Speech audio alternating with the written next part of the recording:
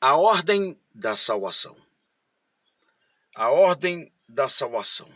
Deus, ele projetou a salvação. Jesus consumou a salvação. O Espírito Santo aplica a salvação.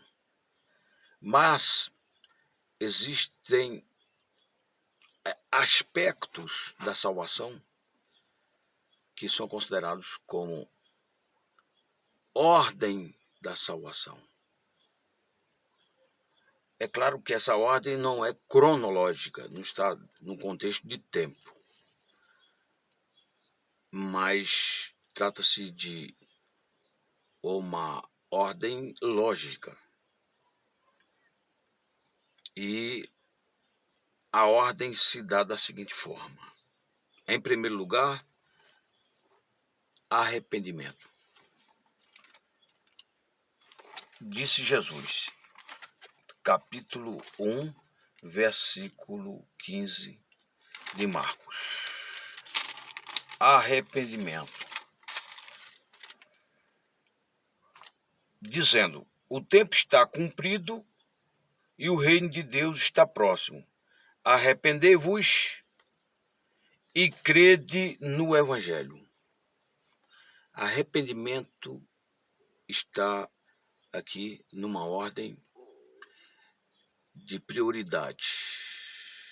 Arrependimento e fé.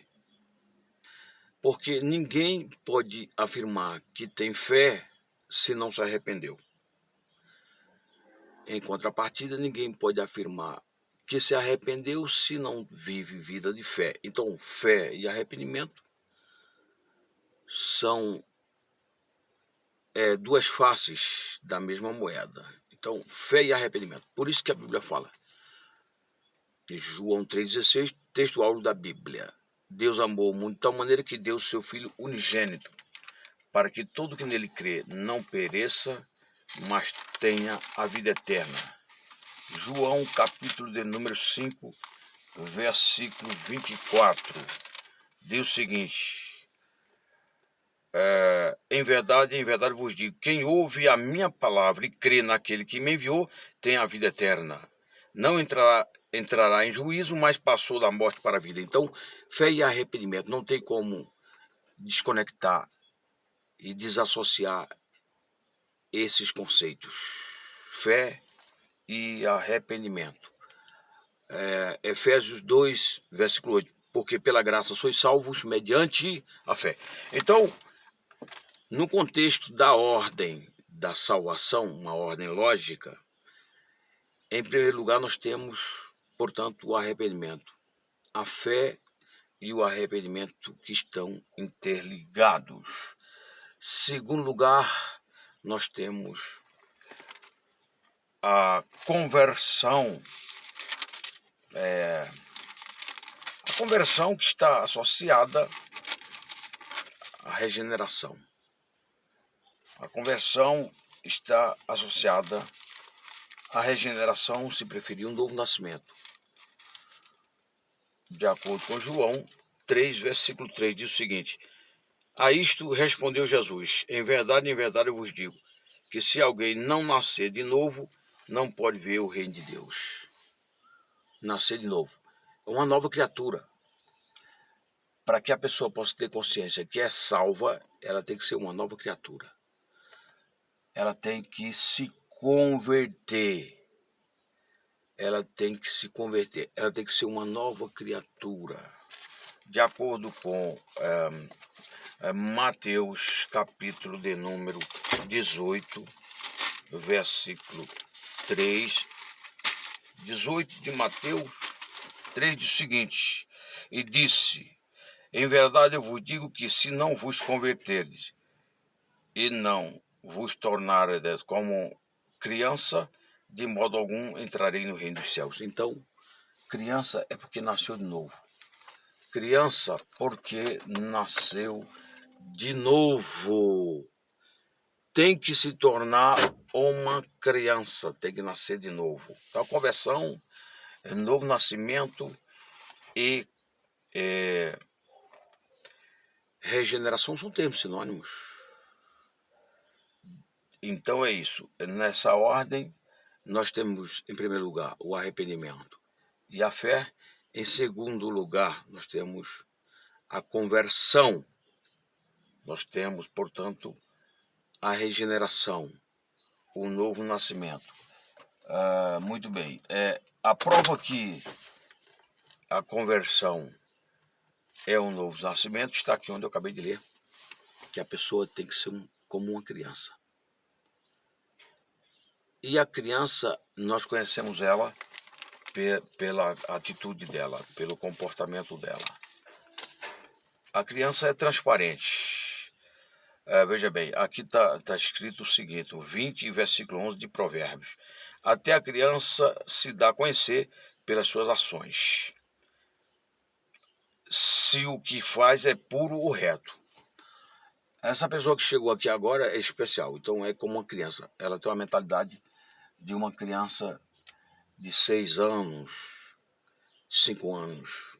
A Fernanda, ela é especial. Então, ela tem quem olha para ela sabe que ela é uma pessoa especial.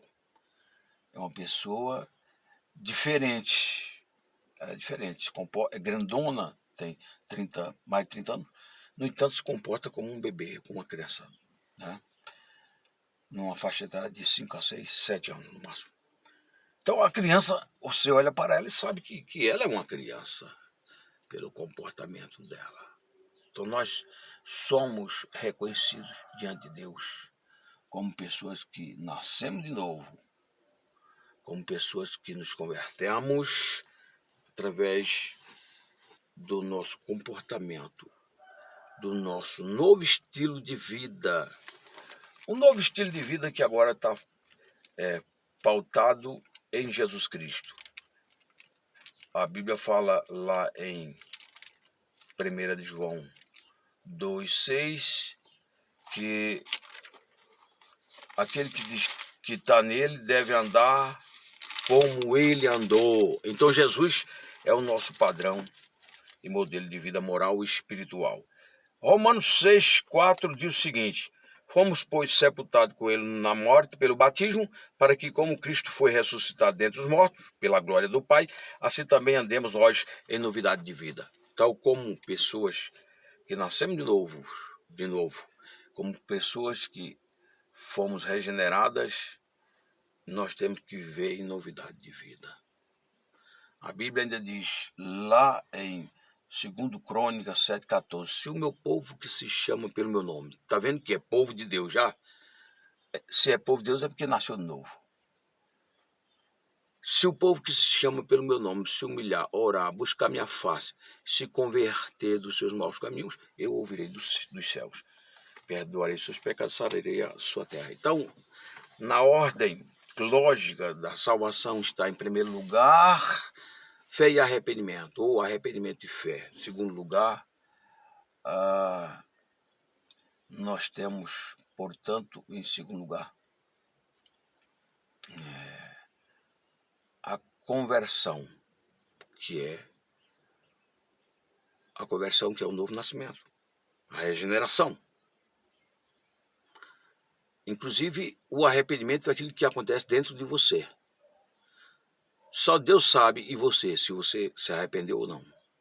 A conversão é aquilo que acontece através do seu testemunho perante o público. Então, quer dizer, a diferença de arrependimento para conversão é o arrependimento só Deus está vendo, e a conversão o público está vendo. Então, em primeiro lugar, arrependimentos e fé estão interligados, esses dois conceitos. Em segundo lugar, o novo nascimento, porque a conversão é uma mudança radical. Que o Paulo diz, não vos conformeis com este mundo, mas transformai-vos pela renovação da vossa mente. É uma transformação radical. Romanos capítulo 12, versículo 1 a seguir. Novo nascimento. A conversão é o novo nascimento. Então, temos dois conceitos aqui. Fé e arrependimento trata-se de dois conceitos em um só. É uma via de duas mãos únicas. Ok? Não pode separar fé de arrependimento. E só Deus sabe que você tem. Porque fé é abstrata. Ela precisa de uma vida para se manifestar. Só você sabe, e Deus, se você é de homem de fé ou não, mulher de fé ou não, se você se arrependeu ou não. Agora, a conversão, as pessoas vão ver através do testemunho, assim como a criança, ela é reconhecida pelo seu comportamento. Provérbios 20, versículo 11. Terceiro lugar, vem a justificação. A justificação se encontra aqui em Romanos 5, muito interessante, está no contexto da salvação. Então, estou falando a respeito da ordem da salvação, uma ordem lógica e não cronológica. Tudo isso acontece de forma simultânea. Capítulo 5, versículo 1. Justificado, pois, mediante a fé, temos paz com Deus por meio de nosso Senhor Jesus Cristo. Então, a justificação, ela está aqui em terceiro lugar. Nós apresentamos as escrituras que nos apresentam a justificação como fazendo parte dos aspectos simultâneos da salvação. Justificação, alguém definiu da seguinte forma: justiça é um atributo divino, justificação é um ato divino, ou seja, justificação é o ato pelo qual Deus torna um pecador justo. Do ponto de vista divino, quando você é salvo e recebe esse ato de graça da parte de Deus, esse ato soberano de graça, aos olhos divinos você sequer já pecou alguma vez. Você é inocente, porque Jesus assumiu toda a sua culpa, todos os seus pecados. Daí a importância de nós entendermos esse conceito justificação. Existem várias passagens nas Escrituras que vão tratar a respeito desse conceito, que é de suma importância. Romanos 5 ainda, versículo 17. Se pela ofensa de um e por meio de um só reinou a morte, muito mais do que recebem a abundância da graça e o dom da justiça. Você recebeu o dom da justiça. O dom é presente, você recebeu um presente. Esse presente se chama justificação. E justificação é o próprio Cristo, representa o próprio Cristo. 1 Coríntios 1:30. Ele se tornou da parte de Deus para conosco sabedoria, redenção, santificação e justificação. Então, justificação é o próprio Cristo. Continuando. Muito mais do que recebe a abundância da graça e o dom da justiça reinarão em vida por meio de um só, a saber, Jesus Cristo. Então, a justificação representa o próprio Cristo no contexto da salvação. Então, em primeiro lugar, fé e arrependimento. Deixa eu repetir várias vezes aqui, porque isso é importante. Por que a gente tem que repetir por várias vezes? Porque é bíblico. Para a nossa segurança, foi assim que Paulo falou lá em Filipenses 3. Olha só. Quanto ao mais, irmãos meus, alegrai-vos no Senhor. A mim não me desgosto e é segurança por vós outros que eu escreva as mesmas coisas. Paulo falava as mesmas coisas e entendia que era uma forma de promover segurança aos filipenses, aqueles que estavam ouvindo o seu ensinamento dado da parte de Deus. Então, em primeiro lugar, fé e arrependimento. Segundo lugar, conversão ou regeneração, novo nascimento. Terceiro lugar, justificação. E quarto lugar, adoção. Adoção. Nós fomos adotados na família de Deus. É o que está aqui em Gálatas 4:4, onde diz o seguinte, olha só.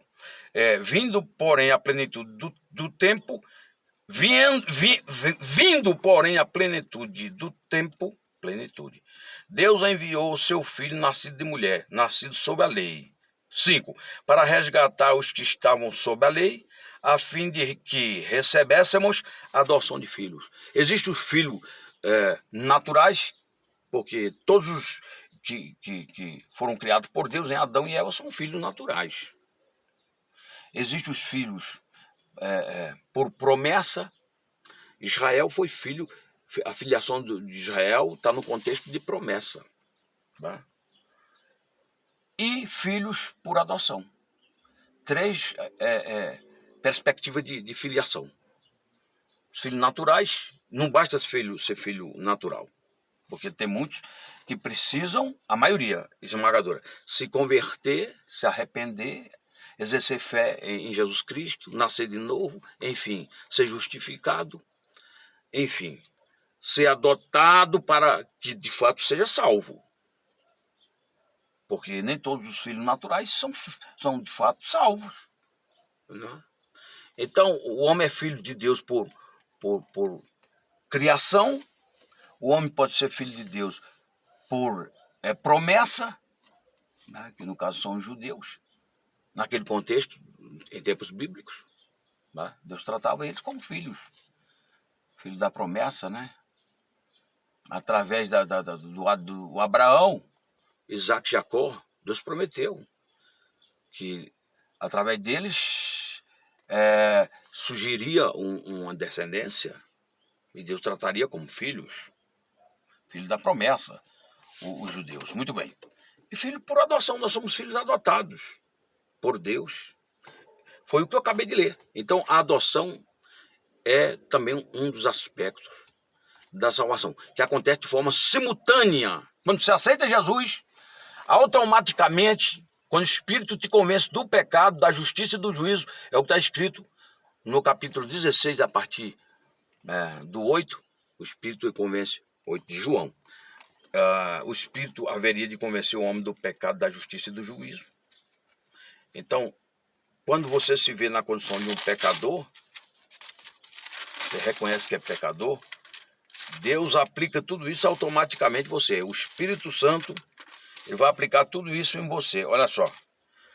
Quando vier, diz o seguinte, ó. Quando ele vier, o Espírito Santo, convencerá o mundo do pecado, da justiça e do juízo. Do pecado porque não crê em mim, da justiça porque vou para o meu Pai e não me vereis mais, do juízo porque o príncipe deste mundo já está julgado, etc. Então o Espírito Santo, quando você ouve a palavra, o Espírito Santo te convence do pecado. Quando você se dá por convencido, automaticamente você é salvo.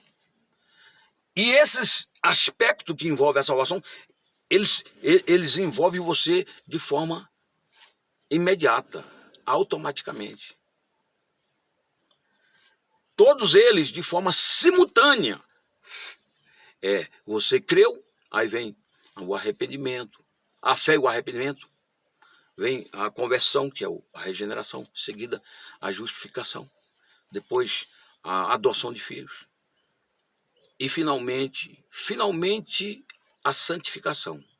Nesse plano. Porque depois desse plano vem a glorificação, que é a glorificação do corpo.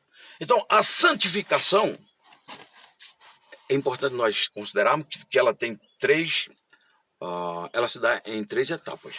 A santificação no passado, quando você se arrepende e crê, a santificação é atribuída a você lá no passado, que é a chamada santificação posicional.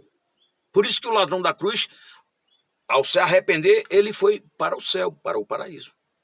A Bíblia diz que, 12:14, aos Hebreus, segui a paz com todos e a santificação, sem a qual ninguém verá o Senhor. Como é que o ladrão da cruz foi com o Senhor para o paraíso? Porque a santificação aplicada, aconteceu ali a santificação posicional ou aplicada. Automaticamente ele recebeu a santificação ali da parte de Cristo, que é o santo. Certa feita disse Jesus, eu me santifiquei por ele. Então o ladrão arrependido recebeu ali, né, esse aspecto, né, que envolve a salvação, santificação, automaticamente. Então existem os 3 estágios. O primeiro estágio é a santificação que acontece no passado, a santificação posicional ou aplicada. O segundo estágio é a santificação progressiva, é a santificação que se dá agora no presente. Ela é um processo. Então a santificação no segundo estágio é um processo. E finalmente a santificação final, que é a santificação plena, quando nós recebermos o corpo glorificado. Então, esse estágio da santificação como um processo agora, ele é de suma importância. Você vai ver, por exemplo, o Pedro nos advertindo pelo Espírito Santo: sede santo, porque o Senhor, o teu Deus, é santo. Sede santo em toda a vossa maneira de viver. O Paulo, se dirigindo às igrejas em Roma, em Corinto, ele vai se referir à igreja como sendo santos, como sendo a comunidade de santos. E santo não significa uma pessoa perfeita, não. Santo quer dizer separado para Deus. Santificação é o contrário do pecado. Você está lutando contra o pecado. Por isso que vem aquele conceito. É o santo lutando contra o pecado. Nós somos santos lutando contra o pecado. Nós não somos pecadores. Pecadores é o escravo do pecado, disse Jesus. Todo que peca é escravo, que peca de forma arbitrária, voluntariamente, de livre vontade. Nós pecamos acidentalmente. Por isso que o santo peca acidentalmente. É o santo lutando contra o pecado. E santo não é perfeição. Santo não é enfim... Não é perfeição no sentido pleno. Não significa dizer que o santo não peca, ele peca de forma acidental, só que ele é considerado santo no sentido de ser separado e de estar lutando contra o pecado de forma permanente. Então, temos aí os 3 estágios da santificação, no contexto da salvação, a santificação como sendo um aspecto da salvação, que acontece de forma simultânea. Em primeiro lugar, eu repito aqui: arrependimento e fé. Segundo lugar, conversão ou novo nascimento, se preferir, regeneração. Terceiro lugar, justificação. Quarto lugar, adoção de filho. Quinto lugar, santificação. E sexto lugar, glorificação. O corpo vai ser glorificado. Ao sairmos deste sistema de coisas, deste plano no qual nos encontramos na terra dos viventes, ao sairmos daqui, por ocasião do arrebatamento, nós vamos receber um corpo glorificado. E aí vai cumprir, portanto, essa última etapa, onde é dito: aquele que tem o poder de sujeitar a si mesmo todas as coisas, transformará o nosso corpo abatido em um corpo de glória, glorificado, semelhante ao seu. Filipenses 3:21. Então nós vemos, portanto, na glorificação nós vemos esse aspecto da salvação, que é o aspecto pleno da salvação. Corpo glorificado. Então é isso. Quando nós vamos estudar a respeito dos aspectos simultâneos que envolvem a salvação, nós temos que partir com base nesses ensinamentos bíblicos. Não são, na verdade, cronológicos. Eles são lógicos. Deus nos abençoe em nome de Jesus e que Deus possa nos manter debaixo da salvação projetada por Deus, consumada por Jesus no Calvário e aplicada pelo Espírito Santo em nossas vidas no dia a dia. Valério Pontes.